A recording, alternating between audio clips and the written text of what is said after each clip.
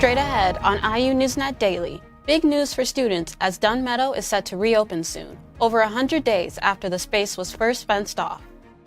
Plus, changes to Indiana high school diploma requirements have some parents and educators questioning the effects of the changes. And in sports, WNBA sensation Caitlin Clark receives a major honor. I'll tell you what the women's basketball GOAT is being recognized for.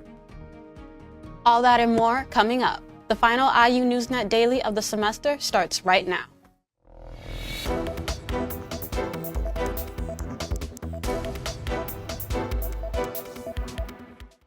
It's Thursday, December 12th. Hello and welcome to IU NewsNet Daily. I'm Luke Ardema. And I'm Jay Upshaw. Thank you for joining us. A Bloomington woman has learned her fate after committing a federal hate crime against an international Indiana University student. Billy Davis was sentenced to 6 years in federal prison on Wednesday by a Monroe County judge. The attack happened in January 2023. Davis stabbed an 18-year-old Chinese student 7 to 10 times in the head on a Bloomington bus. Investigators say Davis targeted the student because of her race and used racial slurs during the attack. Police also say Davis told them, quote, "one less person to blow up our country." Davis pleaded guilty to the charges back in September. Dunn Meadow is set to reopen by the end of this semester, more than 100 days since its closure on August 2nd. After the pro-Palestinian encampment was shut down, new turf installation and irrigation repairs began. While IU initially lacked a clear timeline, Media Relations Executive Mark Bode confirmed Monday that the Meadow will reopen soon. Earlier estimates pegged the cost at over $100,000. The Meadow, a free speech landmark since 1969, now falls under new rules prohibiting camping and unapproved structures implemented this August in a new policy. Students can expect the space to return by the end of the week of finals week. According to the IDS, 16 Indiana University students attended the 29th United Nations Climate Change Conference in Baku, Azerbaijan last month. Students engaged with global leaders, activists, and experts while conducting individual research projects on topics ranging from climate migration to small island impacts. Students shared testimonies of their experience while overseas, and many left hopeful for change. This annual event connects students with the front lines of climate justice, emphasizing the urgency of youth voices in shaping solutions.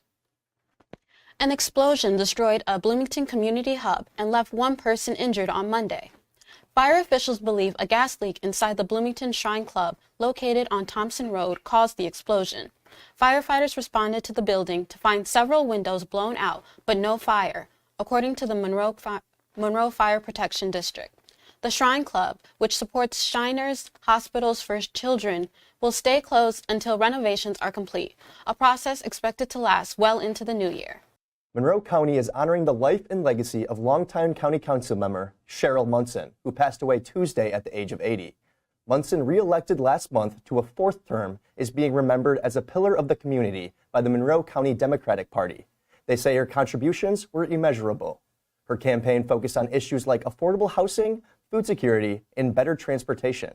Before joining the council in 2012, Munson served on the Indian Creek Township Board and was involved in groups like Friends of Lake Monroe and the Monroe County History Center. A caucus will be held to fill her seat as the new term was set to start on January 1st. Indiana University President Pamela Whitten delivered her 2024 State of the University address Tuesday at IU Indianapolis. The address highlighted progress under the IU 2030 strategic plan and sparked debate. Whitten celebrated record enrollment, faculty diversity, and the launch of IU Indianapolis. She also announced workforce development initiatives and a $275 million fundraising recovery. Critics, including the University Alliance for Racial Justice, said the speech overlooked campus issues such as program cuts, budget deficits, and censorship concerns. The speech comes amid a year of protests and calls for stronger administrative responses to campus challenges. Investing in IU is investing in the future of our state and the world. Together, we will propel IU to even greater heights, enriching lives and communities across Indiana and around the globe, taking on big challenges, pushing boundaries, and seizing opportunities. A free course on IU's campus is being offered to teach individuals how to respond effectively to an opioid overdose. The course, called the Citizens Opioid Responders Program, teaches people how to recognize an opioid overdose and use naloxone to save lives. The class is now online and it can be taken at 5 IU campuses across the state. With opioid deaths at record high in Indiana and nationwide, IU officials hope this course can help lower overdose deaths. The Kappa Alpha Psi fraternity has been disbanded from IU following a hazing investigation. The university suspended the fraternity after a formal hearing. The suspension, which began on November 15th, cites dishonest conduct, endangering others, physical abuse, and hazing. The chapter will be eligible to return to campus in the fall of 2027, according to a statement from IU spokesperson Mark Bode. The fraternity had been under a cease and desist order since March and October of 2023. Kappa Alpha Psi is one of 10 other currently suspended organizations at the university. The Indiana State Board of Education has unanimously approved changes to high school diploma requirements, which will take effect in the 2028-2029 school year. The new plan requires 42 credits for a basic diploma and lets students earn an extra certifications to show they're ready for college, work, or the military. Some colleges like it, but some parents and teachers say it won't prepare students for today's jobs. In just over a week, the Hoosiers will make history with their first ever college football playoff appearance. They'll face off against in-state rivals, the Fighting Irish of Notre Dame. IU NewsNet Jack Bassett has the latest from the Cream and Crimson as the major matchup draws closer. Jack? That's right. What's the greatest word in all of sports? Playoffs. And they're almost here for the Hoosiers. IU is gearing up for a trip to South Bend next week. But before their big date with the Irish, the team is earning national praise. The Associated Press announced its all Big Ten teams on Tuesday, and 5 Indiana football stars made the list. Head coach Curt Cignetti was also named the Big Ten Coach of the Year. On defense, Aiden Fisher, Mikal Kamara, and D'Angelo Pons were first-team honorees. On offense, Curtis Rourke and Elijah Surratt landed on the second team. Way to go, Hoosiers. And even with IU football season still alive, you can look ahead to the future, as the 2025 season schedule has been released. The Hoosiers will kick off the season against Old Dominion at Memorial Stadium on August 30th, beginning a 4-game homestand that will run through mid-September. On October 11th, IU will head west to Oregon for an intensive matchup against the currently ranked #1 team in the nation, the Oregon Ducks. The regular season wraps up with the annual Oak and Bucket rivalry game against Purdue and West Lafayette on November 29th. Look forward to even more Cignetti magic in 2025. IU volleyball is making history of its own, with 2 players receiving nationwide recognition as well. Senior setter Cameron Haworth and sophomore server Ramsey Gary have both been named to the American Volleyball Coaches Association, or AVCA's Midwest All-Region team. It's the first time ever IU has had 2 players on the first team. Haworth ends her career with over 1,000 assists this season and a school record 213 aces. Gary, the only libero on the list, was a defensive force with over 4 digs per set. Both now move on to All-American consideration, with results coming on December 18th. And turning now to the soccer field, while the Hoosiers men's soccer season ended in a heartbreaking fashion with a loss in the NCAA Sweet 16 last week, the future is starting to look bright.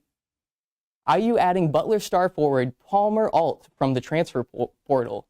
Alt, a junior from Noblesville, played 3 seasons for the Bulldogs, including a standout freshman year in 2022. He scored 10 goals and had 6 assists, earning a unanimous Big East Freshman of the Year honor and a spot on the All-Big East first team. While his last 2 seasons did not match that freshman magic, Alt is looking to reignite his game with the Hoosiers. Good luck, Palmer, and welcome to Bloomington.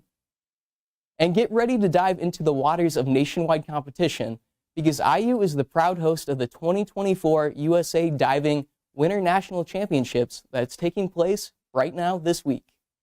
The best divers in the country are here in Bloomington now through Tuesday, competing for officially timed qualifications for national titles and international championship bids.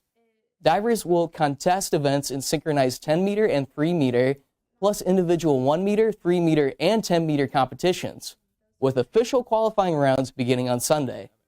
Current, future, and alumni members of the IU swimming and diving program will be in action at Councilman Billingsley Aquatic Center as well, hoping to earn spots at major national and international competitions in 2025. And finally, the Indiana Fever WNBA superstar who ignited the sport of women's basketball in 2024 is being named the New York Times Athlete of the Year. That's right, Caitlin Clark receiving the prestigious title, and it's easy to see why. The 22-year-old basketball sensation wowed fans in her rookie season with the Indiana Fever, setting records for points, assists, and three-pointers made. Clark's impact goes far beyond the court, as her star power helped drive WNBA viewership to its highest level in decades. The league posted its most-watched regular season in 24 years, and the Fever set a new home attendance record with over 340,000 fans this year alone. Off the court, Clark's earnings topped $11 million in 2024, making her one of the highest-paid female athletes in the world. Congrats, Caitlin Clark. She's not only making buzz, she's changing the game. I'm Jack Bassett signing off for the semester here on IU NewsNet. Jay and Luke, back to you. Thanks, Jack. 'Tis the season for toys. The Monroe County Public Library and Tandem Birthing Center hosted their second annual community toy swap this weekend. The event, which saw 208 attendees, gave community members a chance to swap toys and children's books in good condition. The event allowed participants to bring items to donate and then shop for other toys and books. According to library officials, the community toy swap initiated last year now doubled in size this year, with more attendees, donations, and shopping days. For those who missed the first weekend, a final toy swap will be held on December 20th from 2 to 5 p.m. at the Southwest branch of the Monroe County Public Library. Get ready to live Moss. Taco Bell is spicing up the end of 2024 with a new type of fast food restaurant right here in Bloomington.